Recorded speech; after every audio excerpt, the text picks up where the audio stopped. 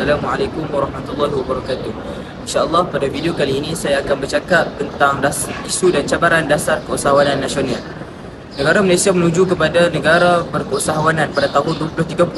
Namun ekosistem keusahawanan negara menghadapi beberapa isu dan cabaran bagi melahirkan seorang usahawan berdasarkan usahawan inovasi.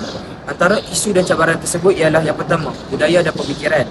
Yang kedua, perubahan demografi dan trend sosioekonomi. Yang ketiga, perancangan pelaksanaan dan pemantauan prestasi. Yang keempat, prosedur polisi dan undang-undang. Yang kelima, capaian kepada sumber pembiayaan kewangan. Yang keenam, teknologi. Yang ketujuh, keupayaan, kemampanan dan penskalaan perniagaan mikro, kecil dan sederhana. Dan yang terakhir iaitu yang ke-8, pendidikan dan kemahiran. Isu dan cabaran yang pertama iaitu budaya dan pemikiran. Kejayaan ekonomi usahawan banyak bergantung kepada daya usaha dan kemahiran mereka sendiri. Meskipun terdapat banyak bentuk sokongan daripada kerajaan, justru usaha membantu dan memberikan sokongan kepada usahawan perlu dibuat secara holistik dan strategik untuk mengurangkan kebergantungan mereka serta bantuan kerajaan. Selain itu, usahawan juga perlu dipupuk dengan semangat keusahawanan yang jitu agar mereka terus mencari peluang bagi melonjakkan perniagaan ke tahap yang lebih tinggi. Ini menunjukkan bahawa isu dan cabaran budaya dan pemikiran rakyat Malaysia yang harus diterapkan dengan budaya dan pemikiran seorang usahawan bagi mewujud dan melahirkan lebih ramai lagi usahawan yang bersifat inovasi dan melahirkan usahawan berasaskan inovasi dan kondusif. Assalamualaikum, nama saya Muhammad Amir Mukhrodin bin Muhammad Nizam. Saya daripada KOS DPI. Dalam dunia tanpa sempadan, pasaran tidak hanya terbatas kepada pasaran tempatan sahaja, malah pasaran global yang melampaui 32 juta penduduk Malaysia juga perlu dimanfaatkan. Usahawan tempatan perlu memberi fokus kepada pasaran terantau seperti ASEAN yang merangkumi sekurang-kurangnya 690 juta penduduk. Peluang ini harus diambil oleh usahawan tempatan agar dapat menerokai pasaran luar dengan mengaplikasikan penggunaan teknologi digital semaksimum mungkin. Malaysia bakal muncul sebagai negara tua menjelang 2030. Perubahan tersebut akan memberi kesan terhadap bilangan tenaga kerja dan pertambahan penggunaan sumber untuk menampung keperluan warga emas. Untuk bekal produktif perusahaan di Malaysia perlu mencari alternatif dalam bentuk penyerapan teknologi untuk menjalankan aktiviti perniagaan mereka. Lebih dari 7% daripada populasi negara adalah yang berumur 65 tahun dan ke atas. Peratusan ini dijangka meningkat kepada 14.5% pada tahun 2040, di mana umur median masyarakat Malaysia meningkat dari 28.11 tahun pada 2018 kepada 38.3 tahun menjelang tahun 2040. Di samping itu, megatrend seperti Internet of Things, LOTS, data raya atau pusat pengumpulan data serta sifar karbon bakal mengubah gaya dan cara hidup pengguna. Trend sebegini akan memberi kesan terhadap ekspektasi pengguna. Kelemahan usahawan tempatan untuk mengadaptasi dan menyerap teknologi dalam urusan perniagaan akan menyebabkan mereka tidak dapat bersaing dalam pasaran yang dinamik. Sekian, terima kasih.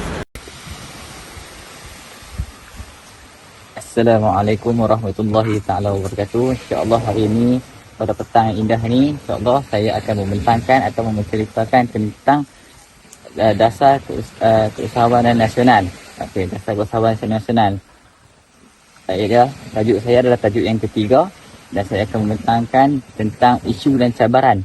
Isu dan cabaran ini dia ada banyak, dia mempunyai 8 elemen, macam-macam elemen, dan saya akan membentangkan tentang elemen, iaitu ialah elemen prestasi dan pemantauan.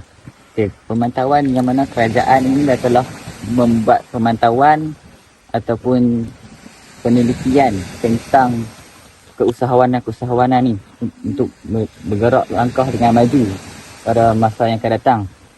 Menunjukkan kementerian dan kerajaan mengambil berat tentang usahawanan ini, kerana keusahawanan ini juga dapat menjana atau membangunkan ekonomi pada Malaysia. Dan juga ada yang mempersoalkan tentang persoalan ini, adakah ia memberi impak ataupun prestasi yang baik kepada negara.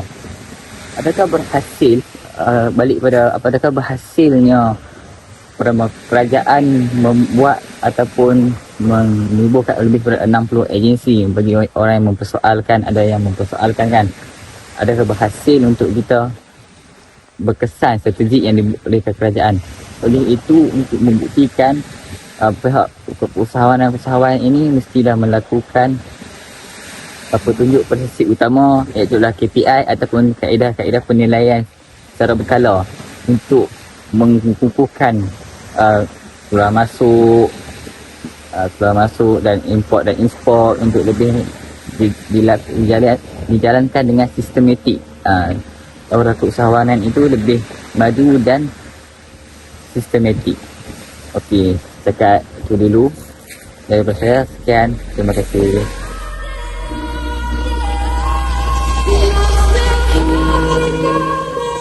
Prosedur polisi dan undang-undang. Prosedur polisi dan undang-undang yang tidak seiring dengan keperluan teknologi dan perkembangan global yang akan menyekat perkembangan usahawan untuk beranjak daripada keusahawanan berasaskan keperluan dan peluang kepada keusahawanan berasaskan inovasi. Ini dilihat sebagai faktor penghalang kepada kemajuan usahawan tempatan. Sehubungan itu, mekanisme berkesan perlu dipelopori untuk membentuk kerjasama antara kementerian, agensi dan badan penguatkuasa bagi memberi ruang kepada percubaan model-model perniagaan baharu agar bersesuaian dengan perkembangan teknologi internet dan komunikasi masa kini serta e-dagang di peringkat global. Seterusnya, capaian kepada sumber pembiayaan kewangan. Masalah capaian kepada sumber kewangan ini berpunca daripada jurang ekspektasi di antara pihak pembiaya dan pengusaha.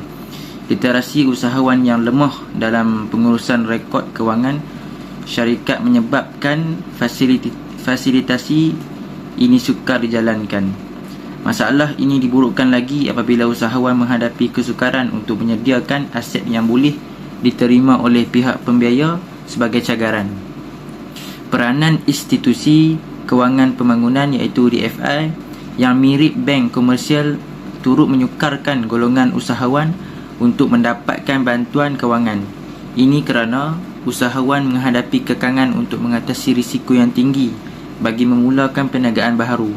Selain itu, kekurangan faktor pendorong dan minat menyebabkan ramai usahawan tidak mahu meneroka peluang baharu yang ada dalam bidang keusahawanan itu. Maka, penyelesaian yang holistik perlu dicari untuk mengurangkan jurang-jurang ini supaya sumber pembiayaan dapat dioptimumkan penggunaannya oleh usahawan bagi mengembangkan perniagaan dan melaksanakan strategi penskalaan. Assalamualaikum warahmatullahi wabarakatuh. Cabaran yang perlu dihadapi oleh usahawan adalah teknologi. Apakah yang menyebabkan cabaran oleh teknologi? Okey, pasal masa kini bukan saja terhad kepada sektor borong dan percuitan, malah ia berkembang dengan menggunakan platform maya dan dengan kewujudan pelbagai pasaran. Peluang ini dapat membuatkan seseorang usahawan dapat mengembangkan perniagaannya dengan lebih luas. Namun, jika gagal mengambil peluang akan hal ini, maka akan terjadi jurang yang ketat antara usahawan lokal dan usahawan global. Antaranya lagi contohnya di Malaysia, perusahaan di Malaysia adalah menggunakan teknologi yang sederhana, di mana majoriti kumpulan pekerja adalah tenaga separuh mahir. Kelemahan mengadaptasi teknologi dan kebergantungan terhadap tenaga bekal mahiran rendah, menyebabkan persekalaan produktiviti terbentur. Ini menghalang usahawan tempatan untuk bersaing di pasaran global. Seterusnya, cabaran yang seterusnya, keupayaan, kemapanan dan persakalaan perniagaan mikro, kecil dan sederhana. Kegagalan oleh usahawan dalam melihat perniagaan dalam perspektif rantaian nilai secara keseluruhan menyebabkan mereka sukar untuk mengekalkan daya saing, melestari dan mengembangkan perniagaan ke tahap lebih tinggi. Hal ini akan jadi lebih teruk apabila ada sesetengah pihak yang memonopoli sebuah perniagaan ini, yang mana harga bekalan dikuasai oleh mereka. Selain itu, dasar dan sistem sokongan perniagaan, faktor peribadi seperti kemahiran pengurusan usahawan, motivasi dan cita-cita mereka juga amat kritikal dalam menentukan kelestarian dan persekalan perusahaan. Terdapat segelintir juga usahawan yang lebih sisa kekal sebagai peniaga dan tidak mempunyai cita-cita untuk menjadi usahawan di peringkat global. Sekian. Assalamualaikum warahmatullahi wabarakatuh. Nama saya Muhammad Akmal Afi bin Abdul Ghaffar daripada program KOS, iaitu Kawasan Pengajian Islam, nombor metrik D231451. Saya akan menerangkan tentang pendidikan dan kemahiran. Dalam aspek pendidikan dan kemahiran, isu terbesar adalah kesukaran mengimbangi penawaran dan permintaan, supply and demand. Tenaga kerja dalam pelbagai sektor, lambakan graduan yang hanya memiliki sebelum ijazah tanpa sebarang nilai tambah menjadikan majikan begitu teliti dalam memilih bakal pekerja.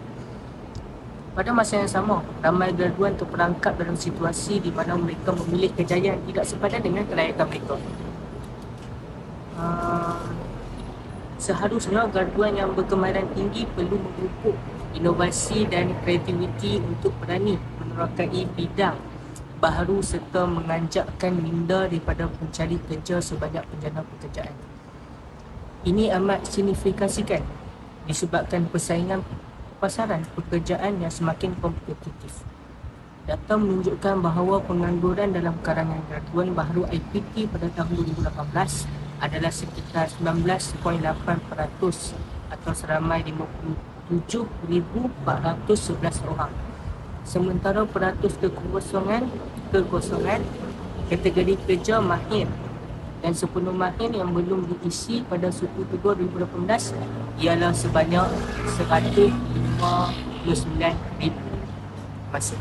Seterusnya, strategi untuk meningkatkan taraf hidup dan sosial ekonomi. Masyarakat Malaysia telah dilaksanakan oleh kerajaan. Pelbagai dasar dan peraturan telah dirangka oleh kementerian dan agensi kerajaan untuk menyokong matlamat pembangunan keusahawan di negara ini. Namun masih banyak ruang yang perlu ditambah baik. Memandangkan kebanyakan usahawan pembangunan keusahawan di Malaysia telah sekian lama diterajui oleh kerajaan, penglibatan ditambah baik. Diseru faktor-faktor penting yang mempengaruhi ekosistem keusahawanan perlu dikenal pasti dengan merangka strategi penambahbaikan untuk menangani isu dan cabaran demi mencapai matlamat Malaysia negara keusahawan menjelang 2030.